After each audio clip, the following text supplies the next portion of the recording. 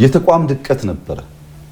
ያሉን ተቋማት በወጉ ስላልተሰሩ የተሰጣቸውን ተልዕኮ ለመፈጸም የማይችሉ መንግስት፣ ፓርቲ፣ ዘር፣ ሃይማኖት፣ ሰፈር መለየት የሚቸገሩ መንግስት እያለ ሌላ መንግስት እንዲያዛቸው የሚጠብቁ ተቋማት ነበሩ። ድቀት ያለበት ነው። ያ ምንድነው? ሐሳብ እንኳን ቢኖር ያን ሐሳብ ኤክስኪዩት ለማድረግ አያስችልም ማለት ነው። ከተቋም ሻገር ስንል በርካታ አሳሪ ህጎች ነበሩ። ህጎቻችን በንግዱም በሂውማን ራይቱም መፈተሽ ይጠይቁ ነበር።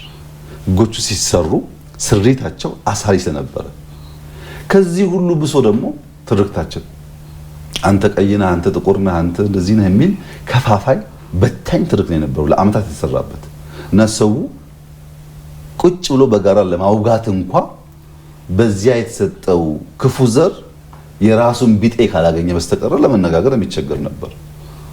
የሚዲያ አውዱ፣ የፖለቲካ አውዱ የተሳከረ ዓለም ነው የነበረው። እነዚያን ስትራክቸራል ጉዳዮች ሰው ዘንግቶ ለምን ተመለሰ፣ ለምን ተወሰነ፣ ለምን ተቀመጠ ቢል ትክክለኛውን ምላሽ አያገኝም።